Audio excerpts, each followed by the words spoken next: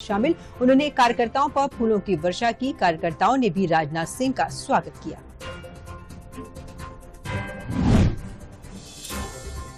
लोकसभा चुनाव में भाजपा के कमजोर प्रदर्शन की समीक्षा रिपोर्ट लेकर प्रदेश अध्यक्ष भूपेंद्र चौधरी पहुंचे दिल्ली। भाजपा के राष्ट्रीय अध्यक्ष जेपी नड्डा को रिपोर्ट सौंपी।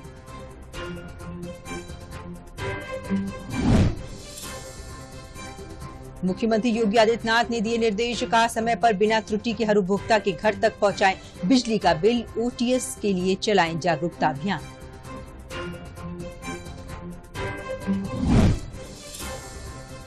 बसपा प्रमुख मायावती ने उत्तराखंड में होने वाले उपचुनाव के लिए पार्टी के स्टार प्रचारकों में भतीजे आकाश आनंद को दूसरे नंबर की दी जिम्मेदारी। यूपी की सियासत से दूर रहेंगे आनंद।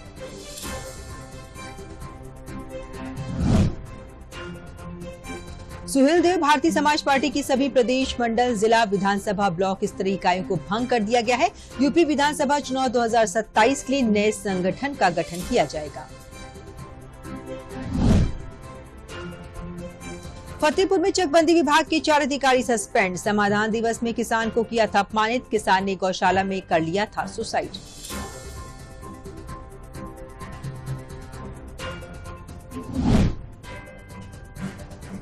मिर्जापुर में संचारी रोग नियंत्रण अभियान की जिलाधिकारी प्रियंका निरंजन की अध्यक्षता में हुई बैठक। अभियान के तहत कराए जा रहे कार्यों में लापरवाही बरतने पर 4 अधिकारियों को शो कॉज नोटिस जारी करने का निर्देश दिया गया।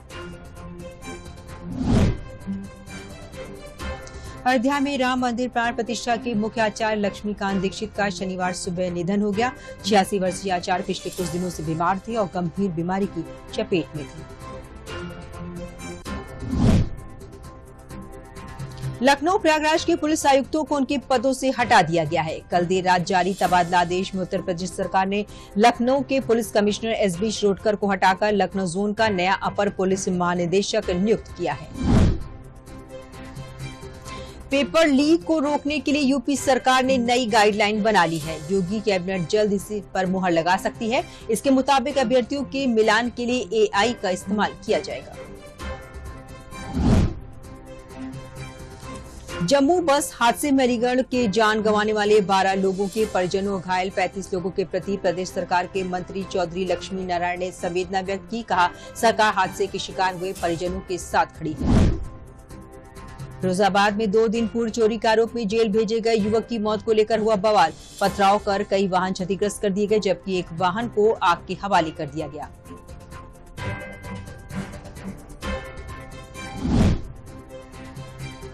कानपुर के ग्रीन पार्क स्टेडियम में 3 साल का इंतजार करने के बाद 27 सितंबर को भारत और बांग्लादेश के बीच मुकाबला खेला जाएगा।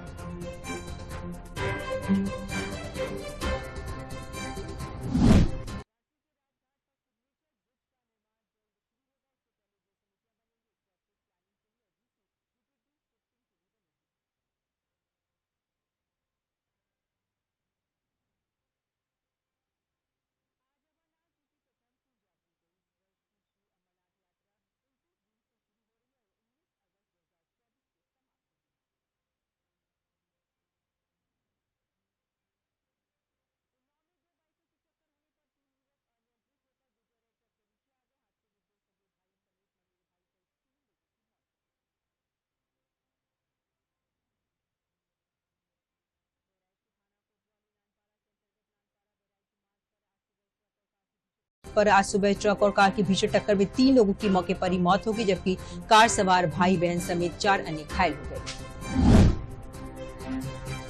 मौसम विभाग के अनुसार पूर्वा हवा में तेजी आने के साथ मानसून भी आगे बढ़ रहा है। आज यूपी के 40 जिलों में बारिश की संभावना है। कई स्थानों पर बादल गरजने के साथ ही बिजली गिरने के भी आसार हैं।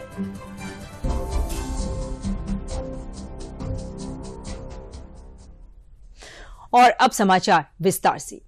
प्रधानमंत्री नरेंद्र मोदी और बांग्लादेश की पीएम शेख हसीना के बीच नई दिल्ली के हैदराबाद हाउस में प्रतिनिधिमंडल स्तर की बैठक आयोजित की गई। इसमें दोनों देशों के प्रतिनिधियों ने समझौता ज्ञापनों का आदान प्रदान किया। प्रधानमंत्री नरेंद्र मोदी ने भारत और बांग्लादेश के रिश्तों पर कहा कि बांग्लादेश हमारी neighbourhood first policy, act east policy, vision Sagar और इंडो पैसिफिक विजन में हमारे साथ संगम रखता है। पिछले 1 साल में हमने मिलकर लोक कल्याण की कई महत्वपूर्ण परियोजनाएं पूरी की हैं।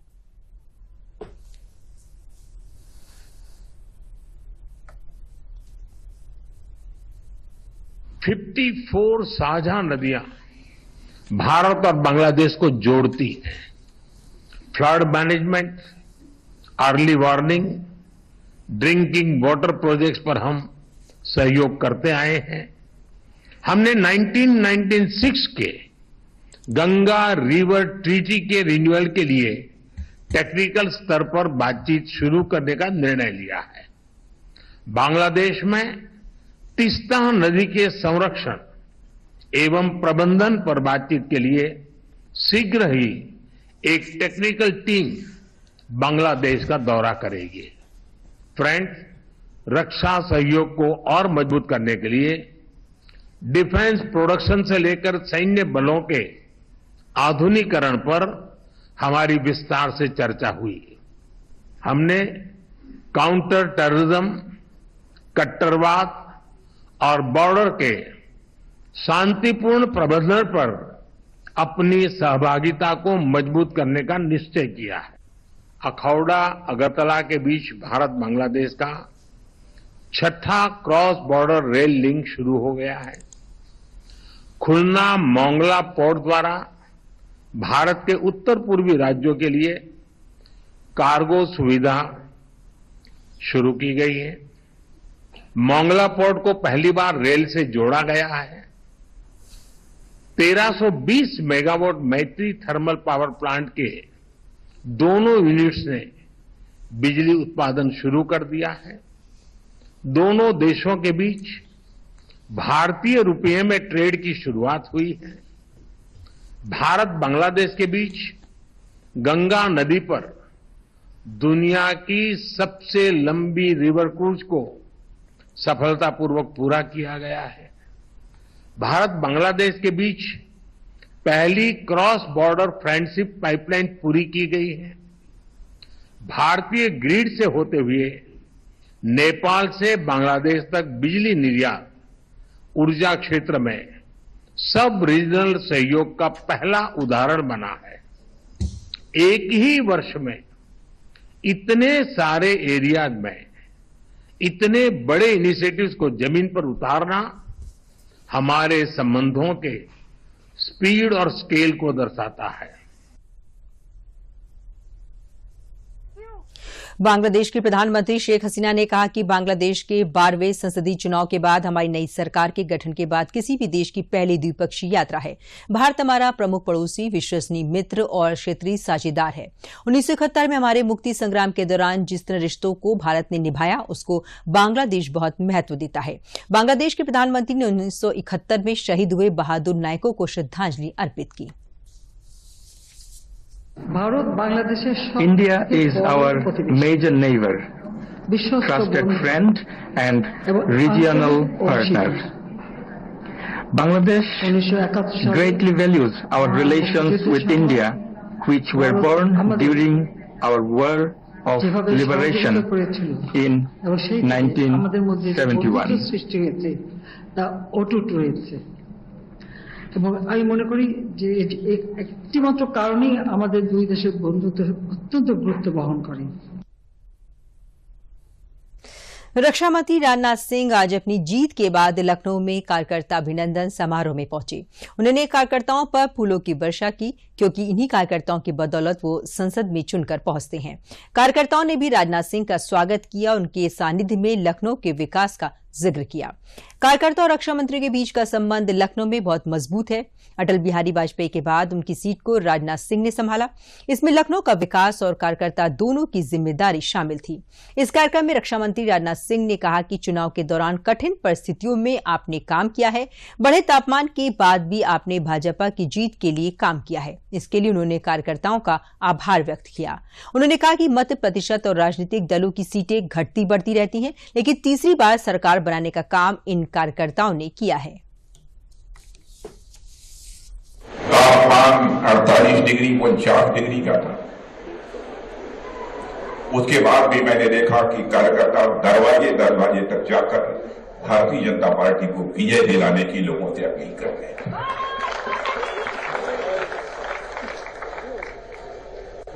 भाजपा की बहुत सारी आवश्यकताओं को छोड़कर हमारी भारतीय जनता पार्टी को विजय प्राप्त होनी चाहिए।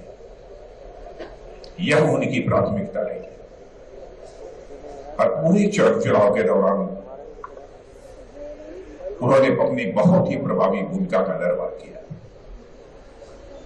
जितनी भी उसकी प्रशंसा की जाए वह कम है।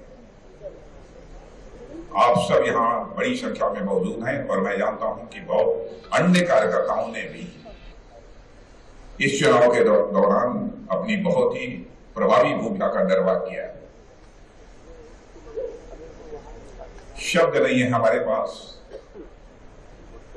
कि किन शब्दों के माध्यम से आप सबके प्रति आभार व्यक्त करें।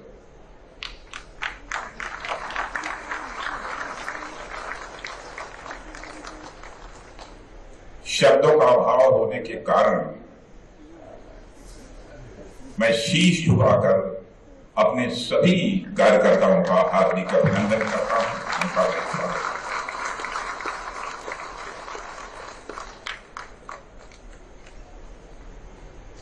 कभी कभी हमारे कार्यकर्ता चिंतित होते हैं और अधिक मार्जिन होनी चाहिए थी।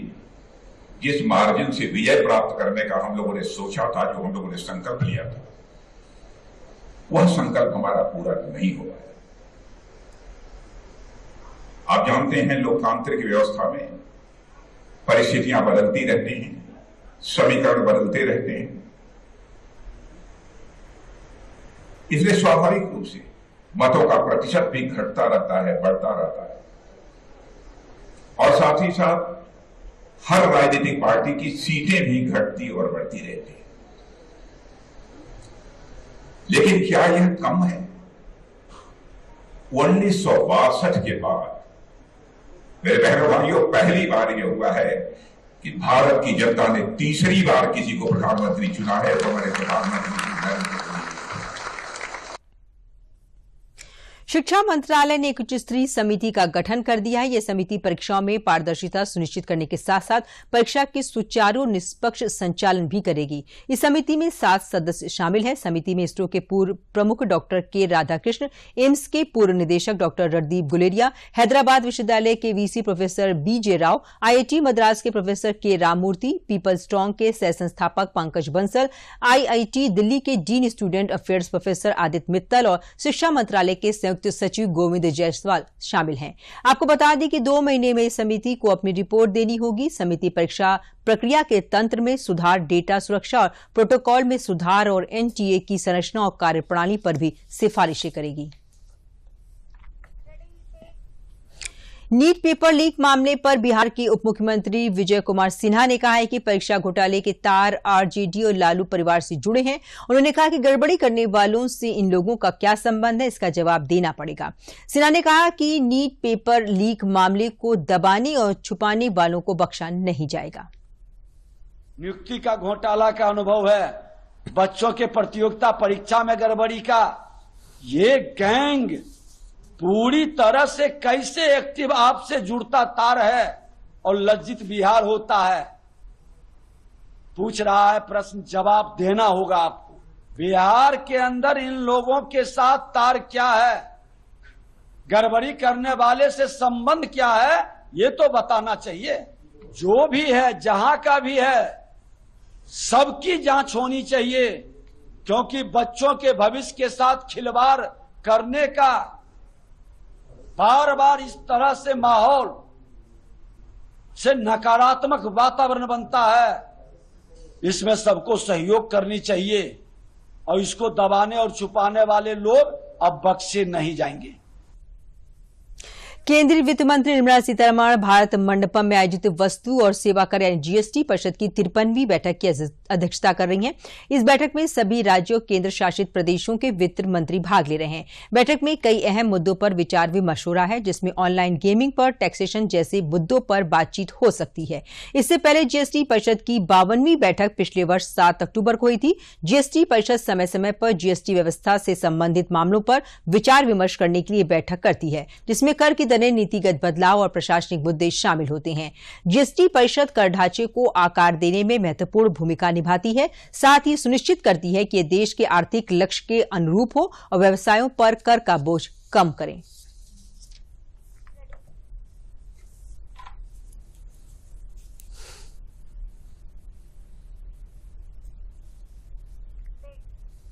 समाचारों का सिलसिला आगे भी जारी रहेगा। फिलहाल लेते हैं ये विराम। दादू, आग का तारा मतलब? बहुत प्यारा, बिल्कुल तुम्हारे जैसा। पापा, ऑनलाइन फॉरेक्स ट्रेडिंग पर best offers, high returns, bonus deposit और इनाम जीतने का मौका। हाँ बैल, मुझे मार मतलब? मुसीबत को बुलाना तुम्हारे पापा जैसे। आरबीआई कहता है आकर्षक ऑफर्स का लालच देने वाले अनधिकृत प्लेटफॉर्म्स पर फॉरेक्स ट्रेडिंग करना यानी अपने पैरों पर कुल्हाड़ी मारना। इसका मतलब? इन्हीं से पूछो। समझा पापा। आरबीआई कहता है जानकार बनिए, सतर्क रहिए। इतनी कड़ी मेहनत क्यों पापा? बेटा, इतनी मेहनत इसीलिए ताकि सबको खाना मिल सके, किसी पे कोई मुसीबत ना आए। किसी पे मुसीबत ना आए इसलिए आप हो पापा, पर अगर आप पे मुसीबत आ गई तो? अब पाए फसल बीमा केवल 3 आसान स्टेप्स में। क्षेमा सुकृति फसल बीमा। कॉल करे और कराए 100 से भी ज्यादा फसलों की बीमा, 499 रुपए प्रति एकड़ में। विराम के बाद समाचारों में आपका फिर से स्वागत है। हापुड़ जनपद में भारतीय जनता पार्टी की विस्तारक बैठक आयोजित की गई, जिसमें पश्चिम क्षेत्र, कानपुर क्षेत्र और ब्रज क्षेत्र के सभी विस्तारकों के साथ भाजपा के प्रदेश अध्यक्ष भूपेन्द्र चौधरी और प्रदेश संगठन महामंत्री धर्मपाल ने लोकसभा चुनावों के नतीजों की समीक्षा की। भाजपा के प्रदेश अध्यक्ष भूपेन्द्र चौधरी ने कहा कि प्रदेश में 80 सीटें जीतने का भाजपा ने लक्ष्य रखा था। जनता जनार्दन ने उन्हें जो जनादेश दिया वो स्वीकार है। उन्होंने कहा कि भाजपा कार्यकर्ता जनता के बीच अपनी बात नहीं पहुंचा पाए, जिसकी विस्तृत समीक्षा की जा रही है।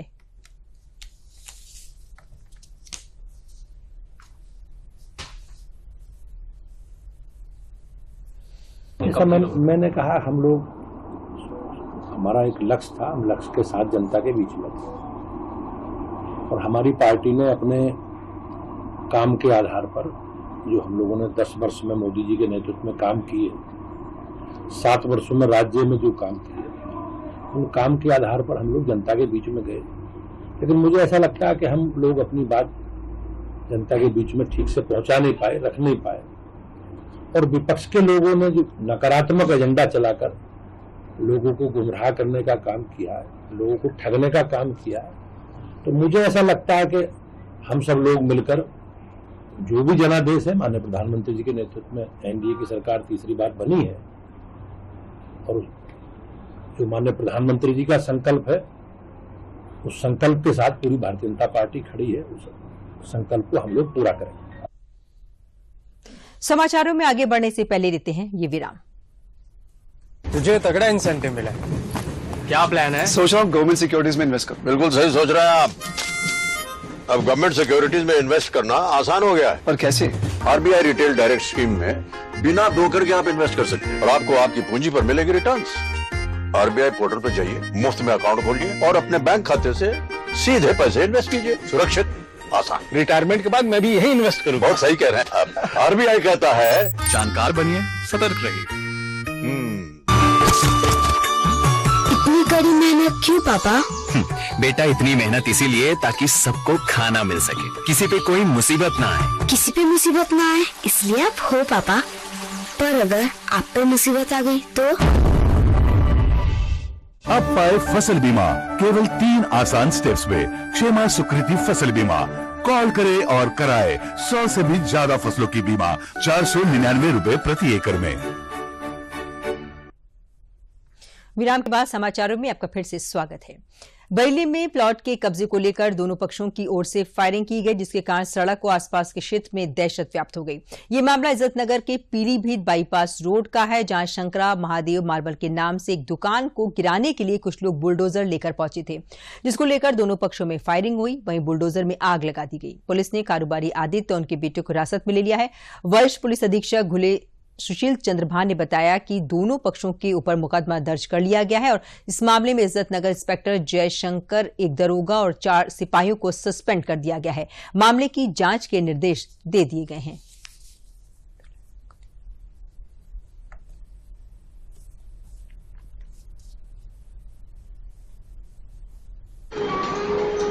आज सुबह थाना क्षेत्र इज्जतनगर में 2 पक्षों में एक प्लॉट की कब्जेदारी को लेकर के विवाद हुआ था, जिसमें दोनों की तरफ से फायरिंग की गई थी। और इस घटना को संज्ञान लेते हुए इसमें जिस व्यक्ति द्वारा आज कब्जा करने की कोशिश की गई थी और काफ़ी लोगों के साथ में जा करके वहाँ फायरिंग की, उनके खिलाफ मुकदमा दर्ज किया जा रहा है और उस मुकदमे में आवश्यक विधिक कार्रवाई की जा रही है। पूरी घटना की संवेदनशीलता को देखते हुए वहाँ पुलिस जो मौजूद थी, पुलिस की तरफ से भी एक मुकदमा अपराधियों के खिलाफ में दर्ज किया जा रहा है और इन दोनों मुकदमों में प्रभावी कार्रवाई करने के लिए गिरफ्तारी के लिए टीम बना दी गई है। अभी वर्तमान में दोनों पक्षों से जो लोग फायरिंग में इन्वॉल्व थे उसमें से कुछ लोगों को पुलिस ने हिरासत में लिया है और उसमें पूछताछ करके गिरफ्तारी कर आगे की कार्रवाई प्रचलित है।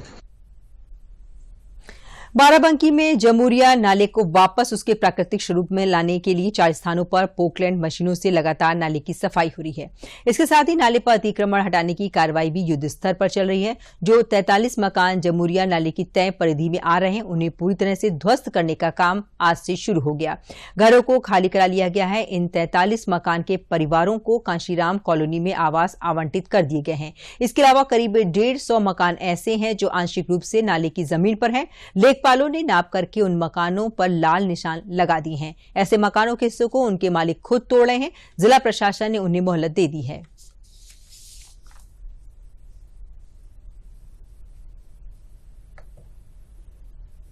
सन 2023 में बाराबंकी शहर में एक अर्बन फ्लडिंग की बहुत मेजर घटना हुई थी और उसमें मेन रीजन यही था कि जमुरिया से जो पानी निकलने का रास्ता था वो बहुत संकरा हो गया था। तो जो इरिगेशन का फ्लड डिवीजन है उनके द्वारा ये निर्धारित किया गया कि 25 मीटर चौड़ाई में अगर हमारे जमुरिया नाले की खुदाई हो जाती है तो शहर का जो पानी है फ्लडिंग के समय जो स्टॉर्म वाटर ड्रेनेज है वो सारा का सारा हमारा आसानी से क्रॉस हो सकता है। तो उसी के अनुसार अभी हम लोग जमुरिया नाले के वाइडनिंग का कार्य करा रहे हैं। इस वाइडनिंग के कार्य में जो 25 मीटर वाइडनिंग होनी है उसमें करीब 42 घर ऐसे हैं जो पूरी तरीके से उस वाइडनिंग में डिमोलिश हो रहे हैं और करीब 112 घर ऐसे हैं जो पार्शियली उसमें डिमोलिशन के अंदर आ रहे हैं। जिनके भी घर पूरे टूट रहे हैं उन सभी लोगों को हम लोगों ने कांशीराम आवास में आवास आवंटित कर दिए हैं। धीरे धीरे लोग शिफ्ट हो रहे हैं। 43 मकान जो गिराने की हुई है तो हमारे यहाँ फिलहाल आंशिक रूप से लोगों का है। बहुत ज्यादा पूरे मकान डैमेज 2-4 मकान छोड़ के इसके बहुत ज्यादा डैमेज नहीं और और दूसरी तरफ है। लेकिन यहाँ पे कैलाश आश्रम वार्ड में जिनके मकान हैं तो वो लोग यही चाहते हैं जिनका 1 मीटर या 1.5 फुट का मामला फंस रहा है तो प्रशासन अगर थोड़ा सा अगर सहयोग कर देगा तो दूसरी तरफ क्योंकि जगह स्पेस मिल रहा है तो लोगों को थोड़ा सहूलियत हो जाएगी बस और क्या जो भी। लेकिन फिर भी अगर प्रशासन चाहेगा तो जो प्रशासन चाहेगा वही सब लोग करेंगे। अब अगर दोबारा पानी ना आए तब तो ठीक है, अगर पानी आए तो फिर फायदा क्या है। पानी मैं चीज हम लोगों का सब खत्म ही हो गया था, बचा कुछ नहीं था। अब बता तो रहे कोशिश यही कि पानी और ये कि जब जमुरिया साफ बहेगी तब भी पानी नहीं आएगा। समाचारों का सिलसिला आगे भी जारी रहेगा। पहले लेते हैं ये विराम। नई वॉशिंग मशीन अच्छा है। क्या हुआ? अरे शॉपिंग पे 2000 का कैशबैक मिला है। बस QR कोड स्कैन करना है। अच्छी धुलाई होगी है ना। बैंक अकाउंट की पैसे रिसीव करते समय QR कोड स्कैन, पिन या OTP की जरूरत नहीं पड़ती। वो सिर्फ पेमेंट के लिए चाहिए होती है। इसलिए अनजान कोड या लिंक से सावधान रहिए और नुकसान से बचिए। बच गए धुलाई से। ये नई धुलाई। अब यह कहता है कि जानकार बनिए, सतर्क रहिए। इतनी कड़ी मेहनत क्यों पापा? बेटा इतनी मेहनत इसीलिए ताकि सबको खाना मिल सके, किसी पे कोई मुसीबत ना आए। किसी पे मुसीबत ना आए इसलिए आप हो पापा, पर अगर आप पे मुसीबत आ गई तो? अब पाए फसल बीमा केवल 3 आसान स्टेप्स में। क्षेमा सुकृति फसल बीमा। कॉल करें और कराए 100 से भी ज्यादा फसलों की बीमा 499 रुपए प्रति एकड़ में। विराम के बाद समाचारों में आपका फिर से स्वागत है। उत्तर प्रदेश में भर्ती परीक्षाओं में पेपर लीक की घटनाओं में लगाम लगाने के लिए योगी आदित्यनाथ की सरकार ने फुल प्रूफ प्लान बनाते हुए नई नीति जारी की। उत्तर प्रदेश में भर्ती परीक्षाओं में पेपर लीक की घटनाओं पर लगाम लगाने के लिए योगी आदित्यनाथ की सरकार ने फुल प्रूफ प्लान बनाते हुए नई नीति जारी की है। नए आदेश के अनुसार 4 एजेंसियों के जिम्मे परीक्षा। यूपी में भर्ती परीक्षा 4 अलग अलग एजेंसियों की मदद से होगी। परीक्षार्थी को अपने गृह मंडल के बाहर परीक्षा देने जाना होगा। 4 लाख से अधिक परीक्षार्थी होने पर 2 चरणों में परीक्षा होगी। हर पाली में 2 या अधिक पेपर सेट जरूर होने चाहिए। प्रत्येक सेट के प्रश्न पत्र की छपाई अलग अलग एजेंसी के माध्यम से होगी। पीसीएस परीक्षा को एक ही पाली में कराने की छूट रहेगी। रिजल्ट बनाने में धांधली को रोकने के लिए आयोग और बोर्ड में ही OMR शीट की स्कैनिंग कराई जाएगी। OMR सीट के 3 सेट होंगे। मूल प्रति आयोग और बोर्ड के पास, दूसरी कॉपी कोषागार और तीसरी कॉपी अभ्यर्थी को दी जाएगी। इतना ही नहीं, पेपर लीक से बचने के लिए योगी सरकार ने प्रश्न पत्र में गोपनीय कोड का भी प्रयोग करने का प्लान बनाया है। प्रश्न पत्र के हर पन्ने पर सीक्रेट सिक्योरिटी साइन होगा, जैसे यूनिक बार कोड या QR कोड या फिर यूनिक सीरियल नंबर। इन कोड की मदद से जरूरत पर उसकी सीरीज के बारे में जानकारी प्राप्त की जा सकेगी। प्रिंटिंग प्रेस के चयन में भी गोपनीयता बरती जाएगी। वहीं प्रिंटिंग प्रेस की 24/7 CCTV कैमरों से निगरानी की जाएगी ताकि किसी भी तरह की गड़बड़ी ना हो सके। प्रिंटिंग प्रेस में आने जाने वाले हर शख्स की जांच की जाएगी। किसी भी बाहरी व्यक्ति को प्रेस में जाने की इजाजत नहीं होगी। प्रिंटिंग प्रेस में स्मार्टफोन और कैमरा ले जाना पूरी तरीके से बैन होगा। इतना ही नहीं, प्रिंटिंग प्रेस को 24/7 सर्विलेंस पर रखा जाएगा। इसके अलावा CCTV की रिकॉर्डिंग को 1 साल तक सुरक्षित रखा जाएगा। योगी सरकार ने सेंटर चुनने की जिम्मेदारी अब सीधे DM को सौंप दी है। DM की अध्यक्षता में कमेटी बनाकर सेंटर का सिलेक्शन होगा। मतलब सेंटर पर गड़बड़ी हुई तो फिर जिम्मेदारी DM की होगी। प्रश्न पत्र लाने व ले जाने के बक्से की टेम्पर प्रूफ मल्टीलेयर पैकेजिंग होगी। परीक्षा नियंत्रक द्वारा प्रश्न पत्र छापने वाली एजेंसी का नियमित निरीक्षण किया जाएगा। श्रेणी 1 राजकीय इंटर कॉलेज, डिग्री कॉलेज, राज्य और केंद्र के विश्वविद्यालय, पॉलिटेक्निक, इंजीनियरिंग और मेडिकल कॉलेज। श्रेणी 2 अच्छी रेपुटेशन वाले स्कूल जहां छात्रों के लिए आवश्यक सुविधाएं उपलब्ध हों। योगी सरकार ने सेंटर सिलेक्शन की भी क्राइटेरिया तय कर दिया है। इसके अनुसार एग्जाम सेंटर को 3 साल परीक्षा करने का अनुभव होना जरूरी है। परीक्षा केंद्र पर CCTV चालू अवस्था में होना अनिवार्य है। परीक्षा शुरू होने से पहले परीक्षा के खत्म होने तक CCTV ऑन रहेगा। इसके लिए लाइट के साथ साथ जनरेटर की व्यवस्था भी की जाएगी। परीक्षा केंद्र के बिल्डिंग में बाउंड्री वॉल होना अनिवार्य होगा। काम को अलग अलग बांटा गया है ताकि पेपर माफिया कहीं भी सेटिंग का खेल ना खेल सके। देश में 150 साल पुरानी दंड आधारित न्याय प्रणाली के लिए पुराने आपराधिक कानून की जगह अब देश में नए आपराधिक कानून लागू होने जा रहे हैं। ये कानून 1 जुलाई 2024 से पूरे देश में लागू होने जा रहे हैं। जनपद फतेहपुर के अधिवक्ताओं ने इस नए आपराधिक कानून को सरकार की सराहनीय पहल बताया है। अधिवक्ताओं का कहना है कि इन तीनों कानूनों का उद्देश्य विभिन्न कानूनों को परिभाषित करके उनके लिए सजा तय करके देश में आपराधिक न्याय प्रणाली को पूरी तरह से बदलना है। साथ ही उन्होंने कहा कि अब मुकदमों में देरी नहीं होगी और न्याय प्रक्रिया आसान होने से जनता को आसानी से न्याय मिल सकेगा। देखिए, नए कानूनों में जो बदलाव किया जा रहा है, निश्चित रूप से उसका सकारात्मक प्रभाव न्याय व्यवस्था पर पड़ना है।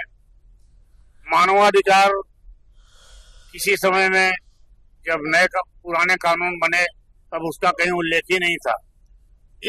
इन कानूनों में मानवाधिकार को प्रमुखता दी गई है, समान न्याय को प्रमुखता दी गई है और व्यक्ति की स्वतंत्रता को भी प्रमुखता दी गई है। जुलाई सन 2024 से पुराने आपराधिक कानून लागू हो जाएंगे। करीब 150 वर्ष पुराने कानून को, जो दंड आधारित कानून था, उसको अब जनता के हित में रखा जाएगा। जैसे पहले धारा 302 हत्या में प्रयोग होती थी, अब वह धारा 103 में तब्दील हो चुकी है। Uttar Pradesh union of journalist के प्रांतीय सचिव सलिल कुमार मिश्र ने सरकार से मांग की है कि अधिकतर तालाब सूखे पड़े हुए हैं, जिनसे पशु पक्षियों को पानी के लिए संकट हो रहा है। इस गर्मी में पानी के लिए जानवर दूर दूर तक भाग रहे हैं। ऐसे में सरकार से अपेक्षा है कि सूखे पड़े तालाबों में पानी भरवाया जाए, जिससे जंगली जानवरों और पालतू पशुओं के लिए पानी उपलब्ध हो सके। इसी के साथ समाचारों का बुलेटिन यही समाप्त होता है। मुझे दीजिए अनुमति। नमस्कार।